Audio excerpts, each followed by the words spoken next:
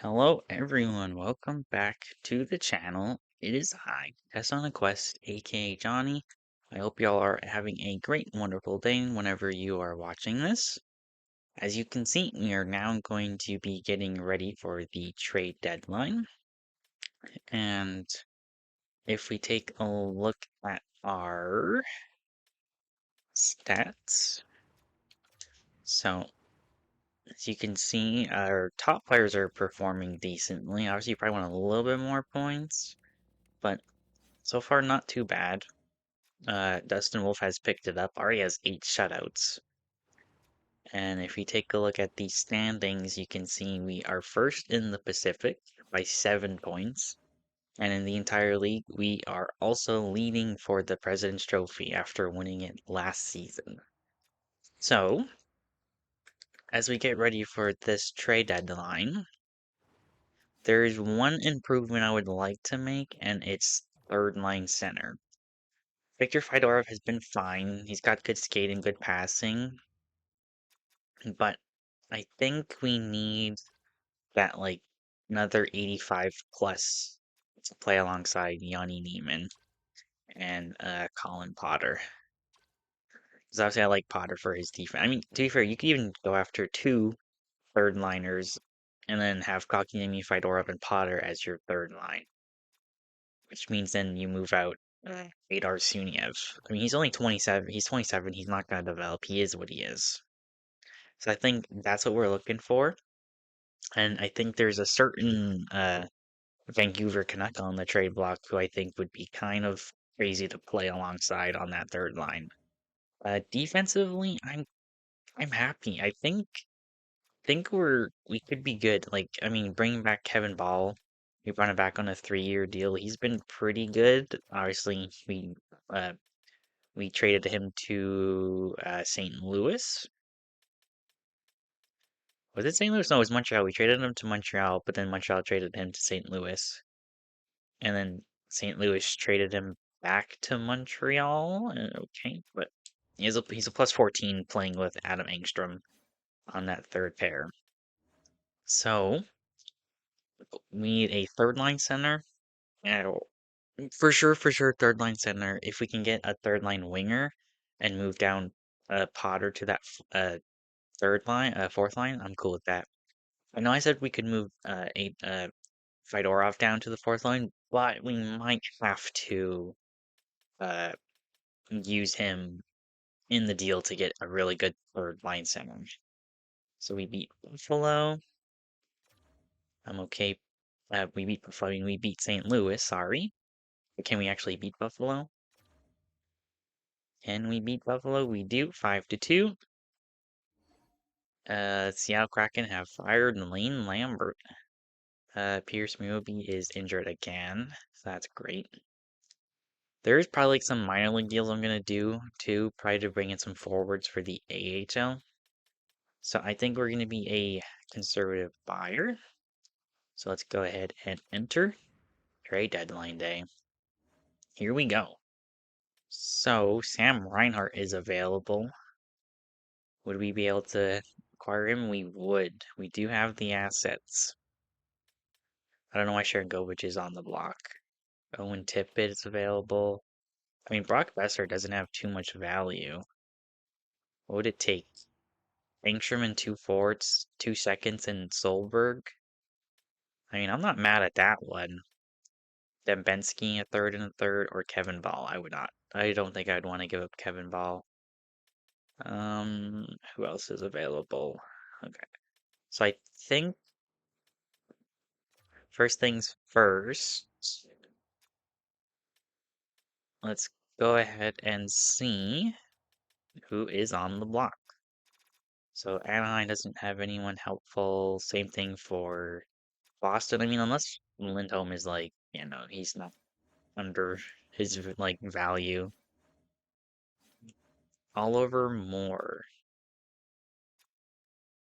And Lindholm just got traded to Montreal for 2 seconds. So Oliver Moore is expiring. He is 85. He's a two-way though. I'd prefer a playmaker. Denver Barkey is a playmaker. He's got no defense, which is fine. He's got no extension. I mean, if we could make a deal around Fedorov, Brian Hoffman just got traded, so we gotta hurry up. So I wouldn't mind giving up Fedorov here, and I would give up this Rangers second and a Tampa fourth. Actually, we might not be able to give up. We could just do the Fedorov in a second. So Barkey, who is 26, playmaker. He's got 22 assists. What's his playmaking? So he's got 91 passing. Okay, so he's got better offensive awareness though. I think that would help our sim a lot. So I think if they want to do this, if they'll do Fedorov in a second for Denver Barkey, I'm gonna do it. I welcome, welcome, welcome. I'm happy with that. Obviously, the next one's Brock Besser, but if there's like a different winger out there we can get, I think we should take a look. So let's see, did they just get Vancouver? No. Okay, good. We gotta hurry this up. So we were just on Colorado. So on Columbus is Owen Tippett, 1 year left. 26 goals, another sniper. Still fast. I mean, we can consider that one if we don't get Brock Besser. I mean, it doesn't have to be a sniper. Like, we just need a third line. Sam Reinhart, who could have been the centerman, but I'm okay with getting Denver Barkey. Let's see. Alex Carrier, we don't need defensemen. Pierre-Luc Dubois, I'm okay. Chinnikov. I mean, Chinnikov as an 85, it's not horrible. Nick Robertson. Eduardo Sale. Did Owen Tippett just get traded? No, Ivan Provorov and Pichel for Hodgson and Dembensky. Okay. So Otto Stenberg, another playmaker we could have went after. I mean Igor Sidorov. Nah, I'd rather go for a higher overall. Vancouver, obviously, Brock Besser is currently injured. I wish we could see how long. Jacob Chikrin, obviously, we don't need. Okay, so Brock Besser is injured. Oh, he's not on the block anymore. Connor Garland is just bad. Okay. So I think the one we're gonna go after, where was he? So Nick Robertson, sniper, he's an 85, Beauvillier, uh, Emery and Taves, no. I think we're gonna go after, man, Owen Tippett is available. 26 goals. Where was Chinnikov playing? I wouldn't mind Chinnikov at this point now.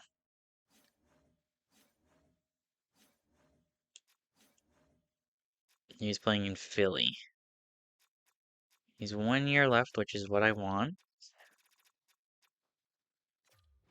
So Nick Robertson just got traded. Okay, so we have to move. Okay. So we're gonna take a look at Owen Tippett first. What would his cost be? So Owen Tippett, you would cost Engstrom, Dubinsky, Haley, Brustowicz. Okay. And then if we go to Philly and we take a look at Chinnikov, it would cost Dubinsky in 2/3. Strachan in 2 seconds. No. Okay. So I don't think we're gonna be able to get Tippett or them because I don't feel. I mean, we are gonna be. Do we go after Tippett? Do we get the extra goal scoring or do we get extra help on the penalty kill? Oh boy. I think we go after the penalty kill help. So if we go to skaters, we go to Chinnikov. We have the cap to acquire him. We look at our unsigned guys right now. I mean, Dembensky's never really gonna have a spot on this team. Johansson's up to his 75. And we just drafted him too. He's up to his 75. Damn. We have some low elites. Wrigley's up. He's a defenseman. Okay. So I think we are gonna move Dembensky here. I mean, we have Solberg, but I don't think he's gonna have enough value. So I'll give them Dembensky. I'm gonna give them Jacob Middleton too. The reason why I'm gonna give them Jacob Middleton is so we can potentially get back a forward, try to get some HL depth here. So I'll take Hayes and London if they'll do that. Okay, so we can only choose one. So Travis Hayes, two-way forward, good playmate. We might be able to change him to a playmaker. No, I'm good. Come on, getting back to deal. London, 73 two-way, doesn't really have anything. I do that. So Dembensky, Milton for Hayes and Chinnikov. What do they say? Trade rejected. That's fine.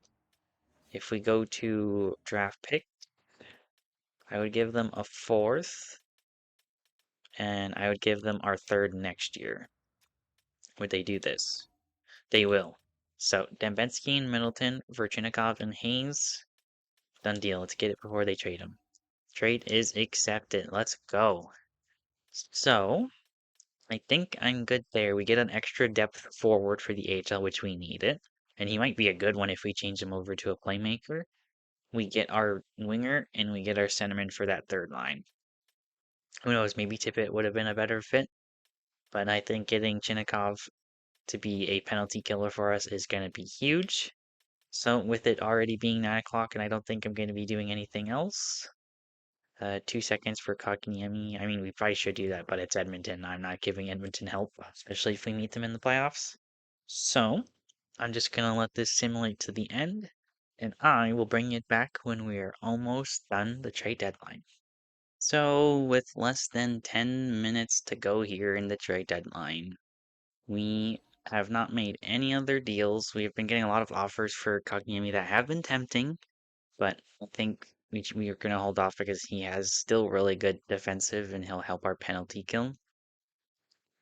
So, 2 minutes to go.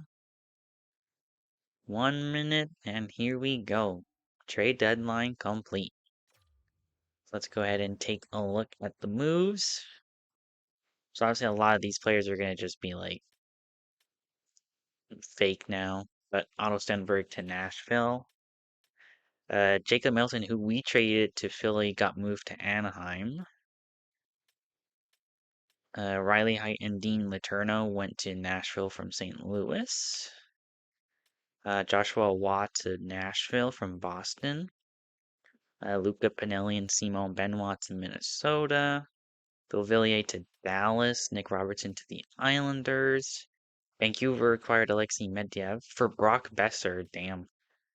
Provorov to Ottawa, which we saw while simulating. Gustav Forsling to the Islanders. Obviously, there's our Denver Barkey deal. Dougie Hamilton back to New Jersey. Brennan Othman, of course, to Montreal. Lindholm to Montreal. And the first deal was Sasha Voisfort and Joel Sebson to the Devils from the Chicago Blackhawks for Tyson Jugganoff. So, yeah. So now I'm going to really quickly edit the lines, and I will show you what we're looking like as we get ready for the rest of the season sim. So, our after trade deadline lines. So, top six obviously stays the same. Now, our third line is going to be Jinnikov, Barkey, and Neiman. And then Zach LaRue, Colin Potter, and Jesper Kotkaniemi will be on the fourth line. Defense obviously stays the same, and goalies obviously stay the same. So before we start simulating, I do want to see what type of contracts both those players are going to want. So if we see, so Denver Barkey does not want to stay. Well, he would have wanted $4 million. Okay. And then Shinnikov, currently at 5, would take 3.6.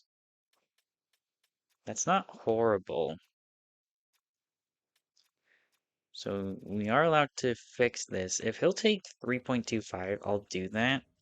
Because having him on the 4th line or something is not horrible next year. So we'll see if he takes that. But let's go ahead and let's simulate to the end of the season.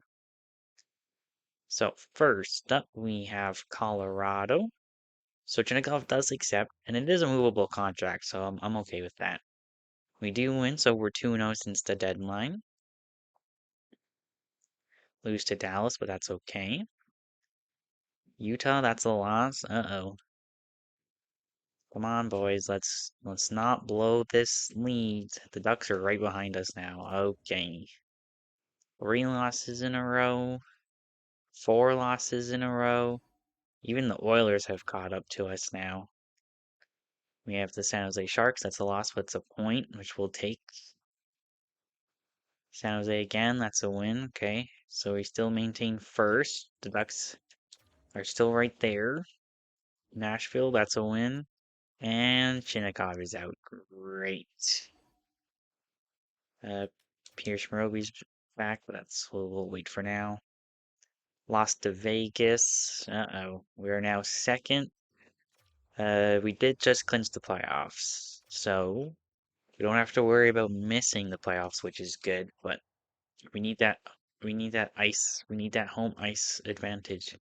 Vancouver, that's a win. So we're up in the Pacific by 1 point, but the Ducks and Oilers can easily catch us. So let's get to the last 3 games of the season. So Anaheim, this is a big one. Chinakhov is back. So that's huge. Let's get you back into the line. So Anaheim, that's a loss. That was a huge loss. Oh boy. Oh boy, boy, boy. Carolina, that's a loss. I don't think we're winning our division now. Shootout loss. I mean, thank you. Oilers and the Ducks are all above 108 now.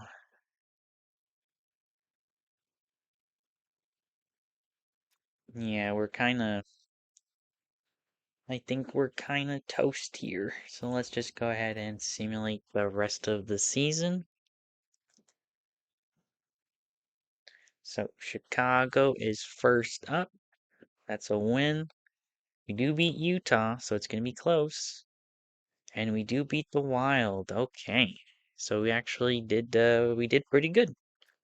So with that, we are not going to win the Pacific, but it does look like we are going to be playing the Ducks in the first round. Okay. So let's see. Has everyone played 82 games? Yes, they have. So let's take a look at the stats. So first we'll take a look at this. So in the entire league, we were the second best team. So we did choke a little bit the Presidents, but maybe we won't have the President's Trophy curse. Worst team in the league was Chicago, but Seattle was right there. St. Louis, Pittsburgh, and Columbus all under 70 points. Team with the most goals went to Edmonton. We were on the first screen, 286. Team with the most goals, or the least amount of goals, went to the Montreal Canadiens. Power play percentage, we were not on the first screen, but we're not in the bottom, so mid-table. Penalty kill, we were not horrible, but not great either. Home record, we were actually, I think, were we one of the best teams on the road? We were. Edmonton lost more, but we had more points on the road. So we entered the playoffs 5-4-1. If we take a look at the stats, so 83 for Jesper Bratt, so that keeps his being above point per game, so 2 years in a row. Alexis Joseph with 79 as the true number 1 center. I think I'm happy with that. I mean, it's 72 and 80 here. Here, down year last year, but back to 79. Matt Coronado only 75 points, but 48 goals. It's not horrible. I mean, we did just give him that huge extension. We'll see. Sharon Govich was 75, so he made it worth to keep him. Connor Zary with 68, Perek with 63. Rasheshny had 57 as a second line center. That's kind of okay. Johnny Neiman with 48 on the third line. Denver Barkey, how did you do? 9 points in 19 games, a -3. Oh boy, okay. And then Chinnikov, 5 points, +2 in 16. No power play time though, so I'm okay with that. Bruce Witch had 32, Appleby with 30. Jolkinen, who we acquired. How did you do? So in 72 games, you went 15 points with 20, a +22. I'll take that. Stamkos had 14 points, Kotkaniemi with 10, Zach LaRue with 9. Okay. Goaltending, Dustin Wolf went 47, 21, and 4 with 9 shutouts, a 903, 2.83 goals against average, and Kirill Zurbarubin went 6, 3, and 1 with a save percentage of .929 and a goals against of 2.10, so pretty good. So if we look at the forwards, so goal scoring king was Austin Matthews. So this is his first time hitting 70 goals. 78 goals, almost a goal per game. That's insane. Kyle Connor with 65. Draisaitl, Kucherov, and Rantanen all above 50. And David Pastrnak, who we could have had. We'll have to hope he's available in the offseason. Assist king for forwards went to William Nylander. McDavid had 75.